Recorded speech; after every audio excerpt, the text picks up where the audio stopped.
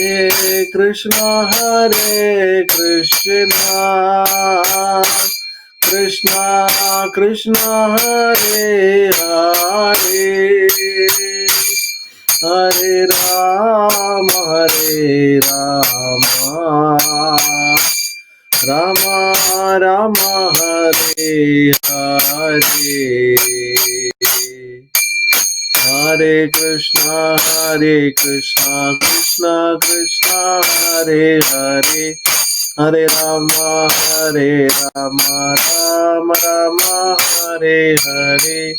Hare Krishna, Krishna Krishna, Hare Hare, Hare Rama, Rama Rama, Hare Hare. Hare Krishna, Krishna Krishna, Hare Hare, Hare Rama, Rama Rama, Hare Hare. Jayo Radha Gopinatha, Radha Gopinatha, Shri Radhe. Jaya Radha Madhava, Radha Madhava, Shri Radhe. Jayo Jagannatha, Jaya Baladeva, Subhadra Mai, Jaya Sudarshana, Jaya Giri Govardhan, Jaya Giri Govardhan, Giri Govardhan, Jaya Giri Govardhan. Jaya Gauranitai, Jaya Gauranitai, Gauranitai, Jaya Gauranitai. Jayo Jaya Prabhupada, Prabhupada, Prabhupada, Jayo Jaya Prabhupada. Jayo Jaya Gurudev, Gurudev, Gurudev, Jayo Jaya Gurudev. Nitai Gaura Hari Bol, Hari Bol, Hari Bol, Nitai Gaura Hari Bol. Jai Shri Shri Radha Gopinath Bhagavan ki Jai, Srila Prabhupada ki Jai, Srila Gurudev ki Jai, Gaura Premanande, Hari Hari Hari Bol. Thank you all for joining. We are continuing our Bhagavatam scripture study. Om Namo Bhagavate Vasudevaya. Om Namo Bhagavate Vasudevaya. Om Namo Bhagavate Vasudevaya. Narayanam Namaskrityam Naranjaiva Narottamam Devim Saraswatim Vyasam Tato Jayamudiraye. Nashtaprayeshu Abhadreshu Nityam Bhagavata Sevaya Bhagavati Uttama Sloker Bhaktir Bhavati Naishtaki Mukam Karoti Vachalam Pangum Langayate Girim Yatkripatamaham Mande Shri Gurum Dinadarinam Paramanandamadavam Shri Chaitanya Ishvaram. Hari Om Tat Sat.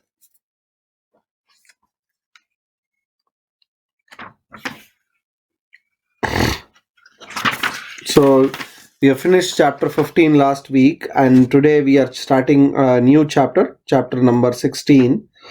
It is titled How Parikshit Received the Age of Kali. So as I said, the first canto is a backdrop for the conversation between Parikshit Maharaj and Sukadeva Goswami. So the backdrop is now slowly given on, how Parikshit Maharaj came to the point of inquiring from Sukadeva Goswami and Sukadeva Goswami answering him. So, so that is today's topic. So we are now starting chapter number 16. Text 1. So the Pandavas have retired, including Draupadi, Kunti Maharani, Subhadra Mata. Everybody has gone back home, back to Godhead. So this is the backdrop to this chapter. Text 1. Sutta Goswami said, O learned Brahmanas, Maharaj Parikshit then began to rule over the world as a great devotee of the Lord under the instruction of the best of the twice born Brahmanas. He ruled by those great qualities which were foretold by expert astrologers at the time of his birth.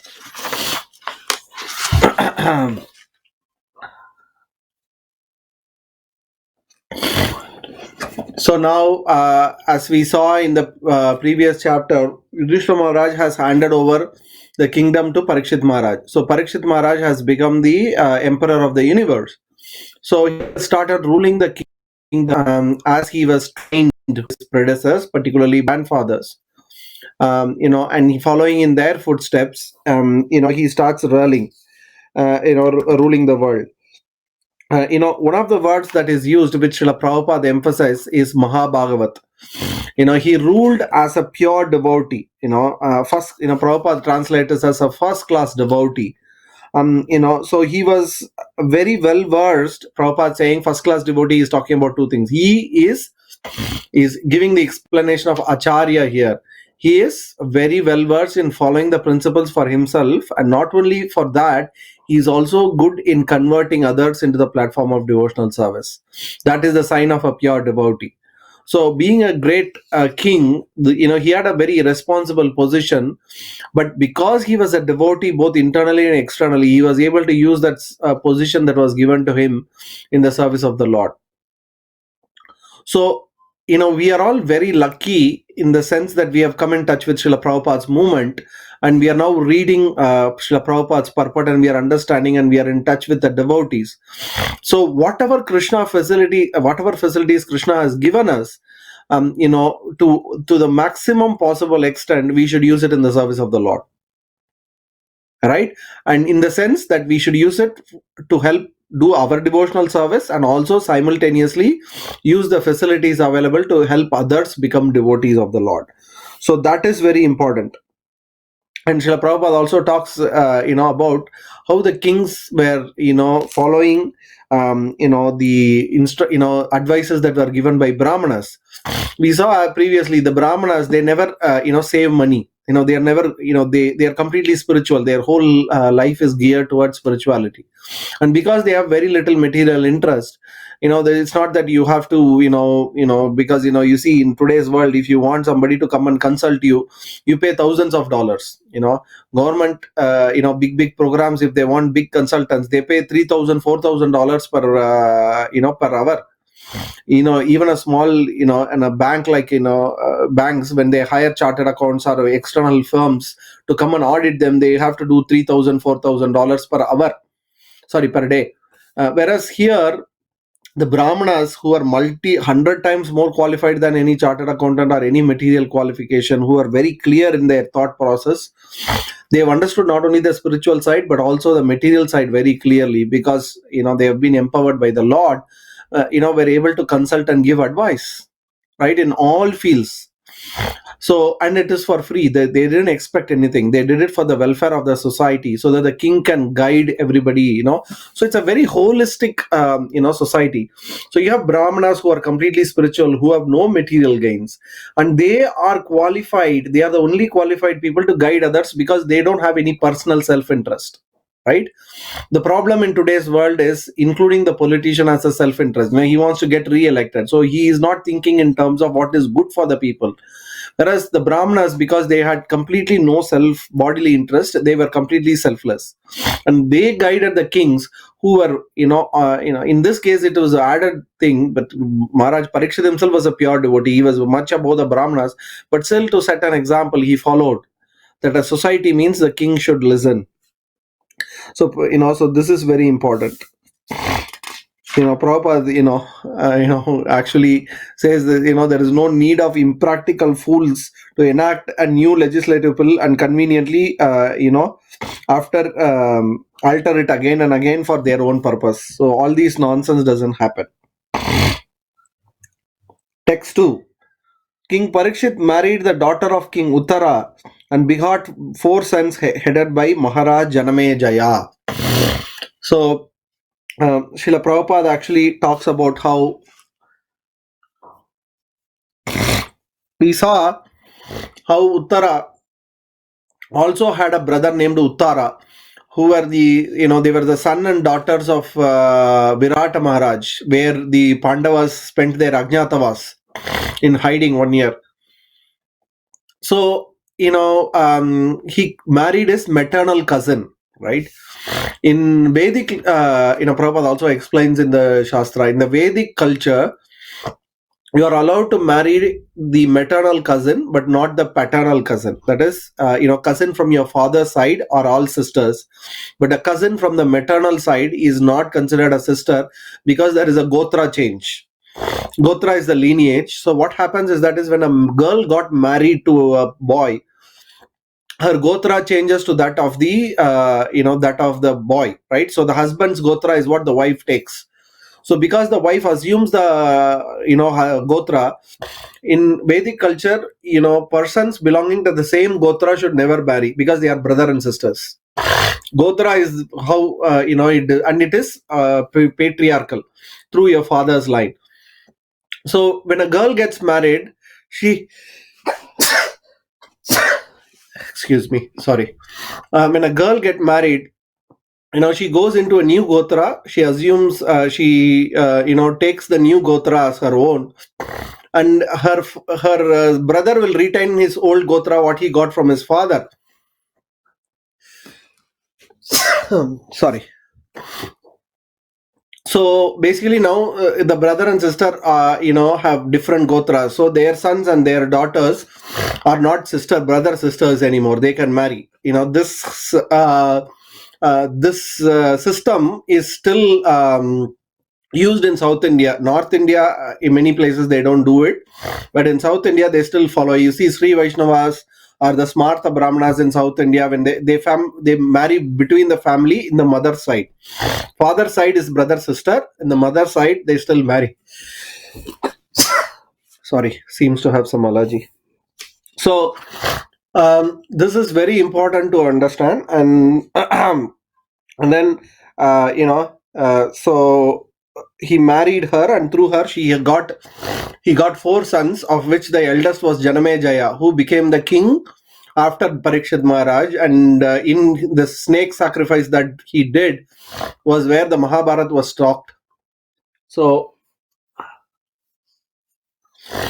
the version of Mahabharata that we read was was talked in front of Janamejaya, and Bhagavatam was spoken prior to that. Text 3.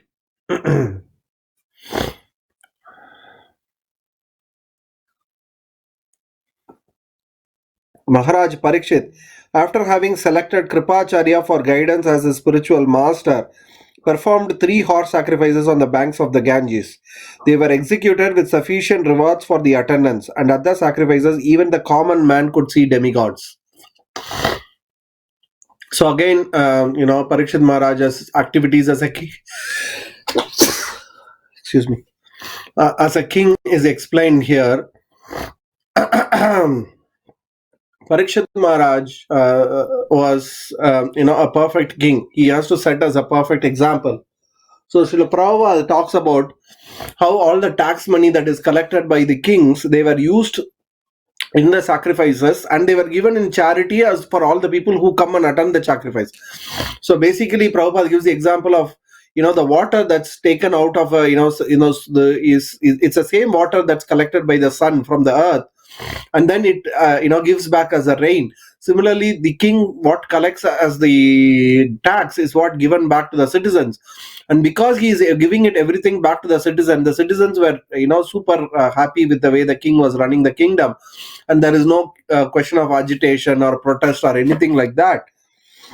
Also we see how he performed 3 horse sacrifices because yajna is important for a king. So Parikshit Maharaj, being the king, he followed his forefathers footprint, and he conducted these yajnas for the welfare of the people. Text 4.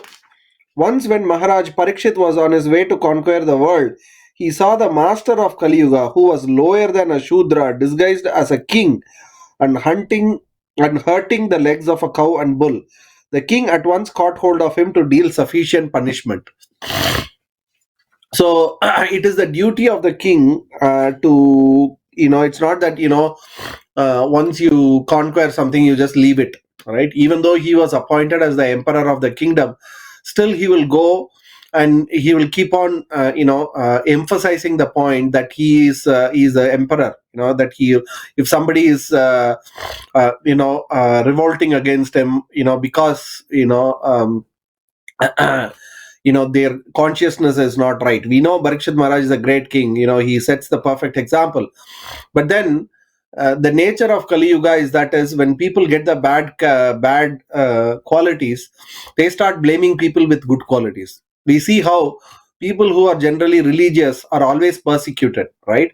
In modern world, if somebody is religious, he is considered as a, what you call, he is considered as a person who is very narrow minded. They criticize devotees. They make fun of devotees, because if you deep down, if you do an analysis, it's basically they, in a way, they are envious. They don't have the good qualities. And if anybody takes spiritual life and if they gather good qualities, that will become a problem for them.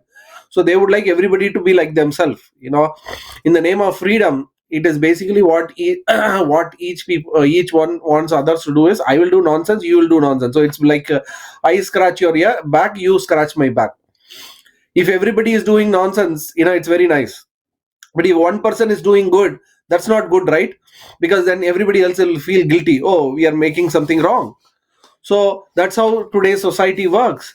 So even those days, if somebody, most of the people, even in those days when most of the people were good, even when Kali started, if somebody was influenced by Kali, then immediately they will start criticizing people who have good qualities. That is the nature of Kali Yuga. So, so just to make sure that this is not happening, the king was super, attentive. He made sure, he not only he gave in charity and he took care of the material side of the people, but he also made sure on the other side, he not only took care. We have two things. One is, when we take care of people, we have to help them be happy. At the same time, it is also equally important to make sure, as a leader, you stop your people who are following you from making mistakes or sinful activities. Because if you really care about something, like if you really care about the kid, you will not allow the kid to go and touch the fire, because if the kid touches the fire, it will burn him. So as a parent, it is a responsibility to stop them from doing, touching fire. Similarly, it is a responsibility also to make sure that they don't do sinful activities, because sinful activities will burn us.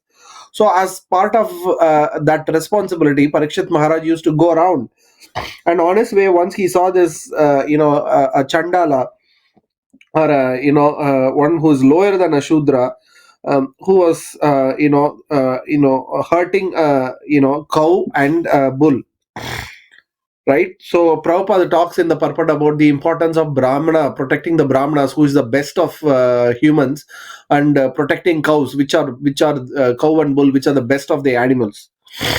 These two are the source of spiritual life, and they have to be protected constantly. Text 5. Saunaka Rishi inquired, why did Maharaj Parikshit simply punish him? Since he was the lowest of the Sudras, having dressed as a king and having stuck a cow on the leg, please describe all these incidents if they relate to the topics of Lord Krishna. Krishna Katha Ashrayam. This is very important. So now he is asking, see, he is a Rishi, right? Rishi means he is very merciful. He has to be merciful. So here he is asking, why he only punished him. Basically he is asking why this fellow was not killed. So we may think, oh, what kind of Rishi is this, right? Because we think leniency means he is more merciful. Leniency doesn't translate to mercy all the time. In this case, this Shudra, he was doing a very abominable action. So killing him will help the soul come out of the dead body, the sinful body. There is a pastime of Srila Prabhupada. Once Srila Prabhupada went to see his spiritual master, and the spiritual master, I think it was early in the morning, Prabhupada was in the ground floor, and his spiritual master, Bhaktisiddhanta Saraswati Thakur, was chanting in the first floor balcony, walking. And some of the devotees, they saw a snake running, And then Bhaktisiddhanta Saraswati Thakur from there immediately gave an instruction, kill the snake immediately. So the disciple, they found a stick and they killed it. So Prabhupada in his heart was thinking, why did my spiritual master, he's a great sadhu. Sadhu means he should be merciful to all living entities. Why did he ask a snake to be killed? So he had this doubt in his mind. He was reading Bhagavatam and he was reading this particular verse which says that even sadhus take great pleasure when killing a poisonous animal like a snake, or killing an envious person like Ravana, or because the sadhus are merciful, and when they see this living entity suffering within the body of a snake, which is by nature very envious, to have an envious nature is a very harmful condition for the living entity. So the sadhu, being very merciful, he feels bad for the living entity that is stuck in this particular type of envious body. So he wants to immediately release that soul from that body. So when Prabhupada read that, he was astonished. So similarly here, a person, one who hurts a cow and a bull, is the worst of all the human beings. Right? He's the worst of all human beings. And because the Shudra was doing that activity, the rishis are asking, why was that fellow not killed? Not only for the purpose of the society, but also for his own good, he should have been killed. Right? That was the question that was being asked. And also very important is Prabhupada also says they are asking if it relates to Krishna Katha. The question that I'm asking, why he did not punish a bad person. Please explain if it is related to spiritual topics. So Srila Prabhupada says there are many topics in the world, philosophy, sociology, politics, economics, culture, and so many things. But devotees are interested only if they are in any way related to Krishna. Politics related to Krishna, we want to hear. That's why we are reading about Parikshit Maharaj, right? How he ruled the earth is basically politics. Sociology, how the society, what is a Brahmana, Kshatriya, Vaishya, Sudra? Because Varnashrama Dharma helps us to serve the Lord. So we are interested in sociology. So economics, how to use the money in the service of the Lord. So anything that we do, we are interested only if it has use in Krishna's service. Otherwise, we are rejecting it. Text 6. The devotees of the Lord are accustomed to licking up the available from the lotus. What is the use of topics which simply waste one's valuable life? Okay, this is a very important question that we should ask ourselves. Every moment of our life is very precious. Generally people think spiritual people have no interest in life, but it is actually opposite. We have the most interest in life. We have so much interest in life that we don't want to even waste any moment. A spiritual, like Srila Prabhupada, I've explained this in the previous classes. Once he explained, he was talking to my spiritual master, and he expressed this, feeling. See how my body is old. I have to sleep 2 hours a day, and I'm wasting my life like this. He was only sleeping 2 hours a day, and he was feeling bad that the 2 hours he was not doing service for the Lord.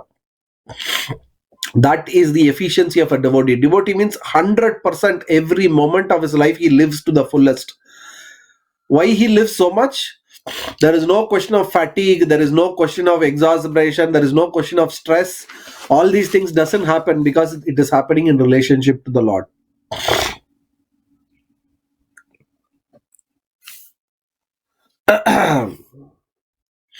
Right? So it is very important that we do not, as a practicing devotees, as devotees who are starting to practice Krishna consciousness, we should be very conscious of our time.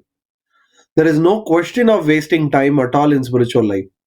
If we have some free time, immediately we should think what service I can do, what new can I read Srila Prabhupada books for some time, can I go and do some service in the temple, can I wash a vessel, can I arrange things for the Lord? Something has to be there constantly. I have explained this in the previous classes also.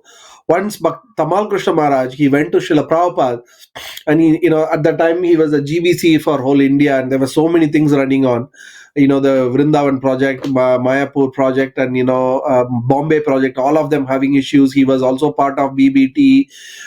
He was also guiding some devotees from US and some temples. So he had so many responsibilities. So he came to Srila Prabhupada to see whether he can transfer some of the responsibilities to somebody. So he went to Srila Prabhupada and said, Prabhupada, this, I'm doing this activity. I'm super busy. I'm completely, I don't have time for anything. And then he was about to say that I want to give up this service to somebody else. And before he could say, Srila Prabhupada said, very good. And Tamal Krishna Maharaj was, what? Yes. Prabhupada said, it's very good. You need to have pressure internally to always serve the Lord, or at least it should be good that you have some external pressure, that you have taken so much responsibility that you are completely swamped in the service of the Lord. So either it has to be internal, or at least you have to have it externally.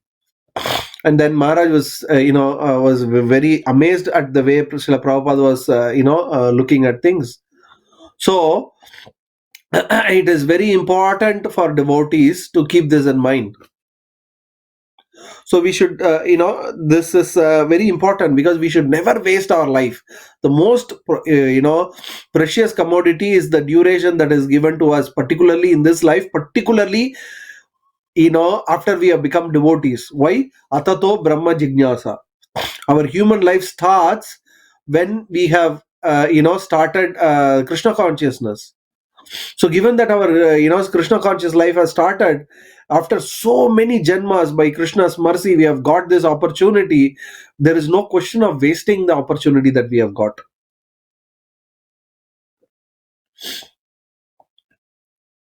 So this is very important to keep in the mind.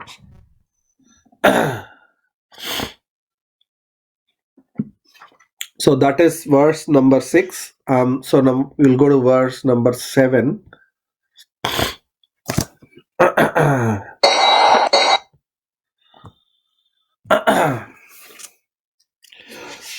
Text 7. O Suta Goswami, there are those amongst men who desire freedom from death and get eternal life.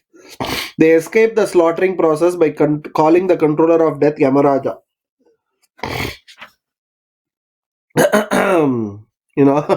Prabhupada talks about how people want to stop death. We talked about it in the last week's class as well.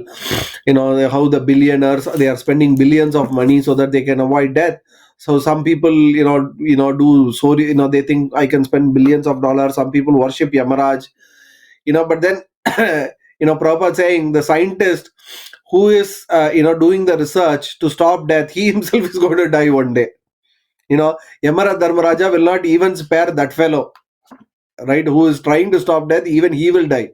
He can't protect, he can't even save himself from the Yamadharmaraja, what to speak of anybody else. But we can get out of this whole process is Prabhupada also but gives the easiest way is Yamadharmaraja, he himself is a devotee. So wherever there is a Bhagavatam class, he runs there to a Bhagavatam class, right? And he is so much in the engaged in the Bhagavatam class and in the kirtan of the devotees that he will give up the slaughtering process. Prabhupada gives a beautiful idea of how to escape from the clutches of Yamaraja. So we'll see how the rishis, they are stopping Yamadharmaraja. We'll see that how devotees they don't only take up the spiritual side, they also are take care of the material side, the body of the person, by stopping death. We'll see that in the next verse. Text 8. As long as Yamaraja, who causes everyone's death, is present here, no one shall meet with death. The great sages have invited the controller of death, Yamaraja, who is the representative of the Lord. Living beings who are under his grip should take advantage by hearing the deathless nectar in the form of this narration of the transcendental pastimes of the Lord. So in the previous verse he said, what is the use of using one's valuable time in anything other than hearing Krishna? He's also giving one more, because he's saying we want to hear only about Krishna, because we have invited Yamadharmaraja here, who he is here only for the purpose. He has given up his great responsibility and sitting here because he wants to hear about Krishna. So they are requesting only if this topic is related to Krishna Katha Shreya you talk, because otherwise Yamadharmaraja will not be here. He is here hearing these amazing pastimes and the great talks on the Lord and his devotees. So if it is only related to that topic, please answer this question. Otherwise, we can go to the next topic, because otherwise will be, Yamadharmaraja will immediately lose interest. The moment it is not about Krishna Katha Shreya, if it is not Krishna Katha Shreya, Yamadharmaraja will leave that place. And then he'll go and start his job of, bringing back the souls to death. The rishis, by their pure chanting, by the chanting of Bhagavatam, they could stop death itself from happening in the whole world. Why? Because Yamadharmaraja himself was sitting in their assembly hearing to the Harikatha.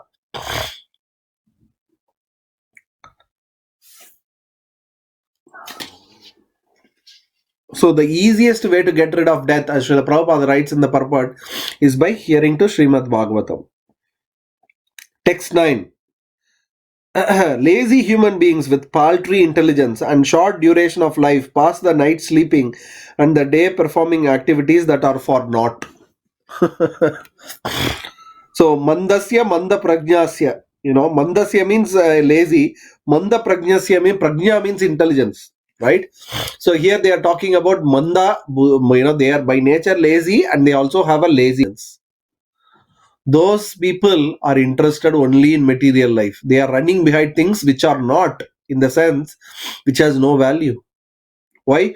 At the time of death, you have to give up everything. Everything is temporary in this material world. So only an idiot will run behind a material thing. And that's why they are called Manda Prajnasya. They have no intelligence. They have very weak intelligence. Right? But as Prabhupada says, if we go and call them fools, they'll get upset. There is a great scientist. I work in an IT company. I'm a general manager. I am this, I am that. We can have any identification, anything that we want. But at the end of the day, it's all for naught. Great companies also will perish after some time. And great people also perish after some time. All the things that we acquire also goes after some time. And even when we acquire it, it doesn't give us happiness. It gives happiness for a very short period of time, and then we lose value, interest in that. So then there is no value to it. So basically, what the rishis are saying is, if anybody is not interested in spiritual life, that is because either they are lazy or they are lazy minded. They are weak intelligent.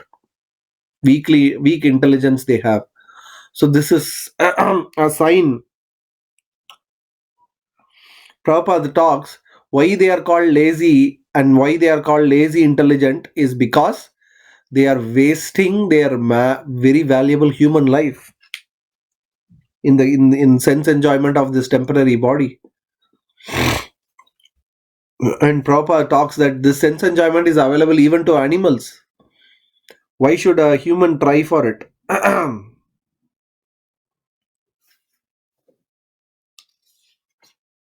So this is a very bad situation for a living entity. Text 10. Suta Goswami said, while Maharaj Parikshit was residing in the capital of Kuru Empire, the symptoms of age of Kali began to infiltrate within the jurisdiction of his state. When he learned about this, he did not think the matter very palatable. This did, however, give him a chance to fight. He took up his bow and arrows and prepared himself for military activities. So Maharaj Parikshit was such a powerful emperor, personally trained by Arjuna and the Pandavas in the art of fighting, that nobody dared oppose him, right? But the moment he heard that Kali Purusha has come, he was immediately not happy, because Kali Purusha is the worst to have in the kingdom.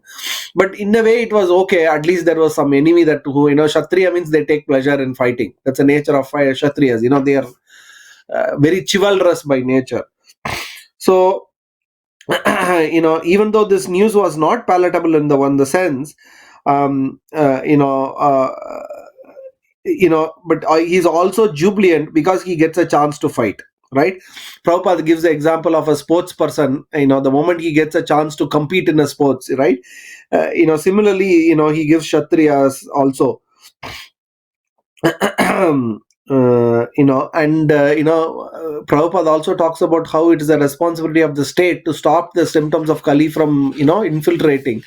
And Parikshit Maharaj, he was so vigilant in his duty that as soon as he heard this, he started, getting himself ready for a fight so that he can stop Kali from entering his kingdom. Text 11. Maharaj Parikshit sat on a chariot drawn by black horses. His flag was marked with the sign of a lion. Being so decorated and surrounded by charioteers, cavalry, elephants, and infantry soldiers, he left the capital to conquer in all directions. So this describes the procession in which Parikshit Maharaj. These are all the symptoms of the king. These are all very auspicious signs. Prabhupada says how Arjuna had white horses and he had black horses, and he's also comparing how Arjuna had the flag of Hanuman, on the top, and Parikshit Maharaj had lion in his flag. So we see that they're following the tradition. These are all very important to have, and he was followed. He was sufficiently armed, and he also had his own. He was ready to fight. Immediately take action. He took Kali so seriously, right? He took Kali so serious, but then because he was a devotee of the Lord, and he knows Kali destroys devotional service, right? Because as long as devotional service is there, Kali's cannot extend his dominion. So he is always trying to destroy devotional service. So devotees try to make sure that Kali is stopped immediately. As devotees, sometimes we see that devotees, what we do, we have TV at home. Once one of the sannyasis, he said Parikshit Maharaj allowed 4 places for Kali to stay, but sometimes devotees, they give 100. They ask, why did Parikshit Maharaj give 4 places, right? But then we end up giving 100 places to Kali. What is that? The 100 channels we have in our TV. So if we, being devotees, we should be very careful. We avoid the 4 regulative, 4 things that where Kali is sitting. But in some other ways, we allow Kali to come inside the home. So we should be very careful not to do that. Text 12.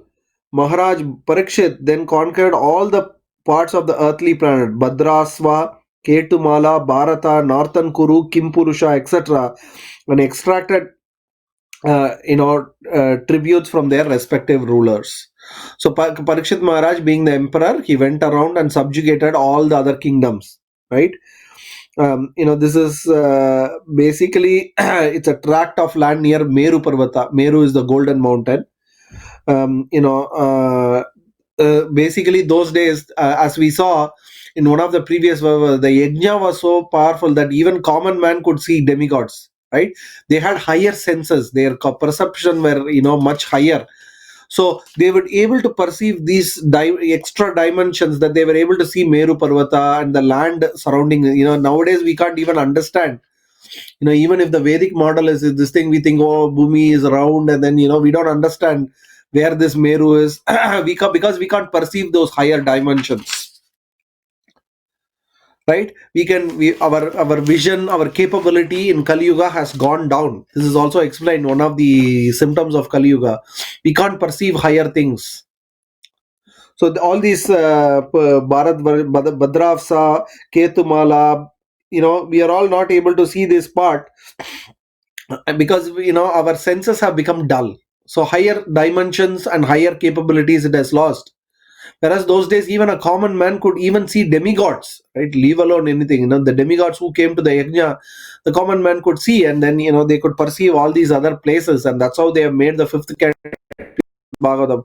It's not that the canto somebody was feeling boring and then they sat one day and they wrote whatever came to my like somebody writing a story book, they wrote it. It's not out of somebody imagination. These are all pure. They were able to perceive all these higher planes of higher planes which are in higher dimensions, and they were able to write it down because they know in Kali Yuga people can't. So for our purpose, they did it in the 5th canto of Srimad Bhagavatam. So here we see also how in part of the politics that he was able to go and conquer all these places.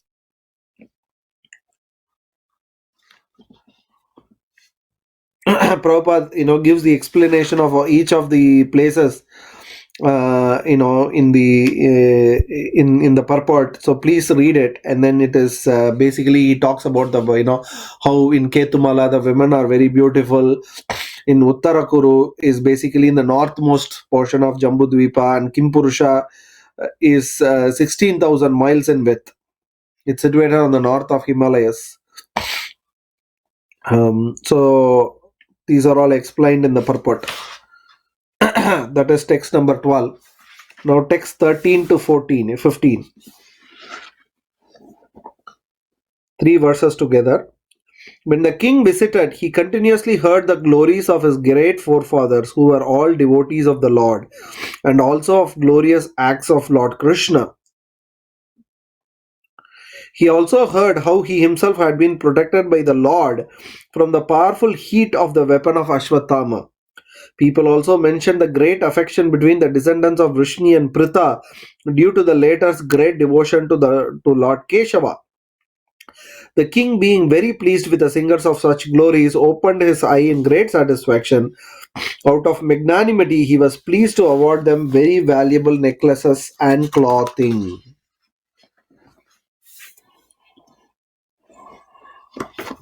So Prabhupada talks about in the purport, this is a very important verse, how kings and great personalities are always given a welcome speech, right?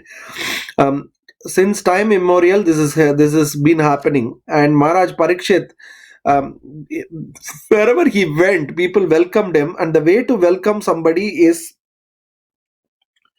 um, you know, uh, to not just praise, somebody just for the sake of praising. We see here how the praise that was given to Parikshit Maharaj was always linked with Lord Sri Krishna. So Srila Prabhupada says the subject matter of those welcome addresses was Krishna. And Krishna includes both Krishna and his devotees. So the king, being a devotee of the Lord, he did not just hear anybody praise him, but they praise him in relationship to Krishna, and then he was happy, right? They talked about how, in today's addresses, people just, praise the leader for their thing. Then it is a waste of valuable time. It is just like, crow's place.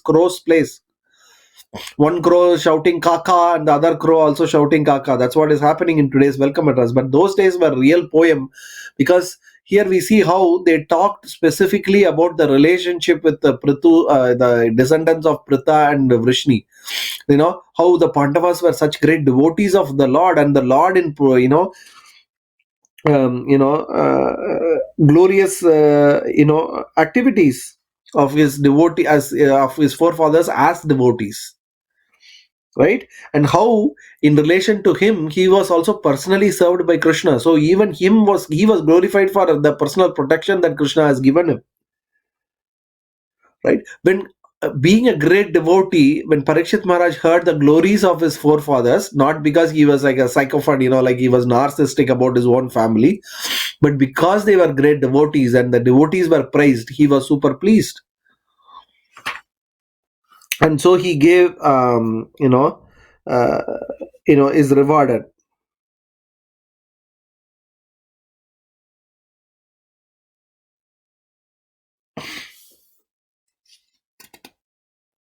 So this is very important.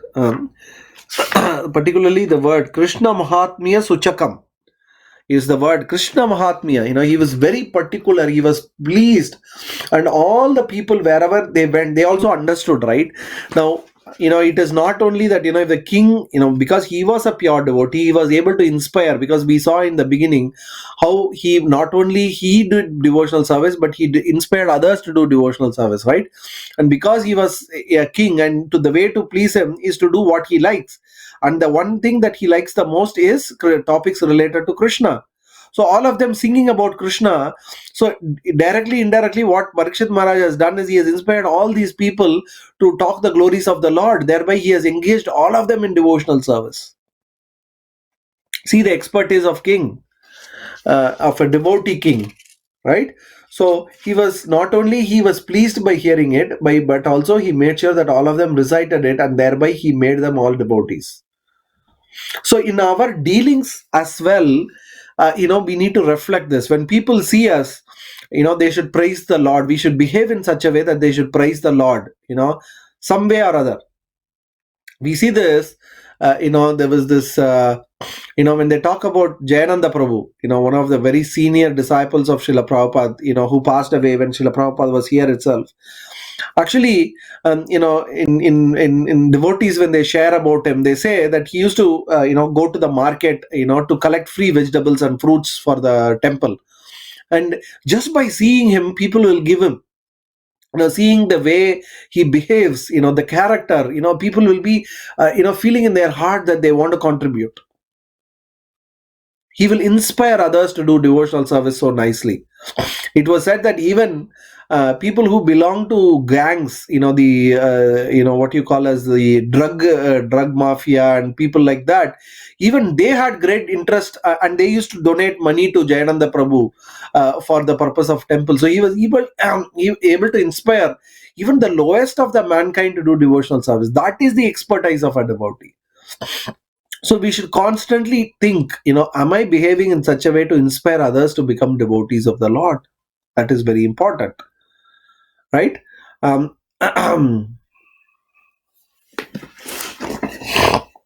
Text 16.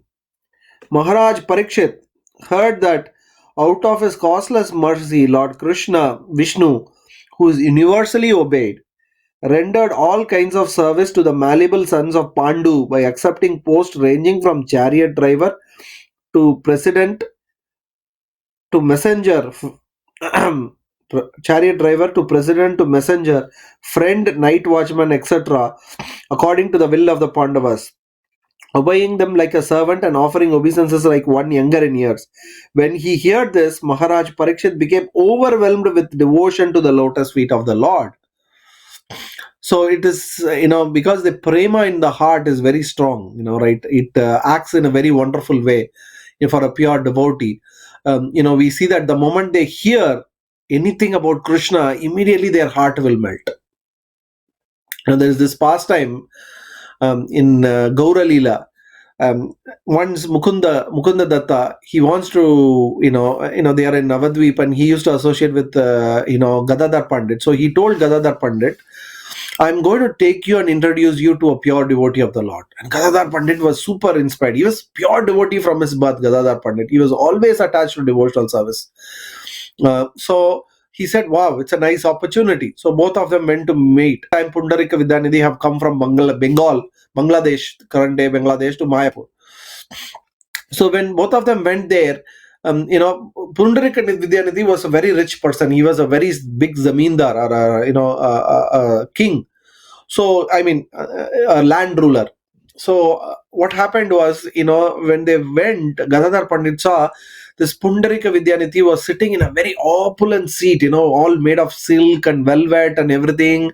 Two people were, fanning him. Somebody was giving him betel nut, and he was taking betel nut, and, and he was chewing it, betel leaves and chewing it. And, he was, when he saw all his opulences, for a minute, Gadadhar Pandit's mind had a doubt. Is he really a devotee? Because he couldn't understand. And Mukunda Datta could immediately understand his mood, being a devotee. So what he did, just to show the greatness of Pundarika Vidyanidhi, he quoted a verse from Srimad Bhagavatam, which particularly talks about the mercy of the Lord. It talks this particular verse where it says, see how merciful the Lord is, that even though Putana came to kill him, still, because she even faked an attempt to act like a mother and give milk to Krishna, she attained the same position as Mother Yashoda. Right? When Mukunda Datta recited this verse and Pundarika Vidyanidhi, heard this verse, he couldn't control himself. He started pushing everything away and started rolling, crying for Krishna. He didn't, he was breaking all these valuable vases and, flower vases made of, crystal and everything. He was just rolling. And then Gadadhar Pandit could immediately understand, immediately he could understand that this cannot happen to an ordinary person. Just by hearing the mercy of the Lord, he saw all the great transformations happening in the body of Pundarik Vidyanidhi, and he immediately understood his mistake. And then, being a very intelligent person, he immediately thought, he told Mukunda, I have made an offense, and there is only one way to get out of this offense that I made in my mind. I want to surrender and accept him as a spiritual master. Why? Because generally, spiritual master is very merciful to his disciples, right? Like a father, right? Even when the son or daughter, they do mistakes, the father is very merciful. He forgives them, right? So similarly here, I have done an offense, so I can surrender to him and accept initiation from him. So that's a pastime. The pastime is to show that how devotees, the moment they may have a lot of external consciousness, here, even though he was the emperor of the whole world and he had gone out to conquer the whole world, right? In spite of all this happening, external things happening, internally, the moment he heard about the Lord and how he acts in relationship with the devotees, his heart started melting. Right? And same happened with the Pundarika Vidyanidhi. So that is a sign of a pure devotee. And just to give a context, Gadadhar Pandit, as we know, is the incarnation of Radharani, and Pundarik Vidyanidhi was actually the incarnation of Rishabhanu Maharaj, who is the father of Radharani. Because father in Vrajali became the spiritual master in Gaura Leela. So here we see how the Lord is so merciful, right? The way he reciprocates with the devotees is something that is very wonderful. It's super wonderful, and the Lord will reciprocate with us as well. If we can, he is in the form of deities. So if we talk to the Lord, the deity will definitely reciprocate to us.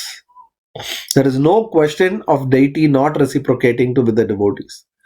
The deity is non-different from the Lord, and they will reciprocate with us.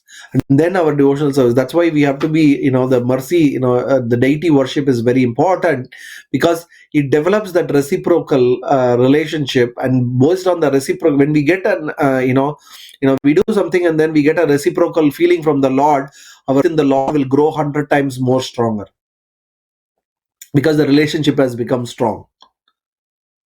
So engaging in deity worship, chanting the holy name of the Lord, because when we chant, we are actually associating with Krishna, right?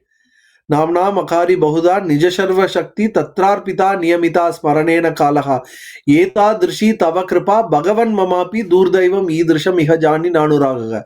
When I chant your name, you are actually there. You are empowered the holy name to be yourself. The words Govinda, Krishna, Hare, Murare, these words are non-different. So when we chant Hare Krishna, Krishna Krishna, Hare Hare,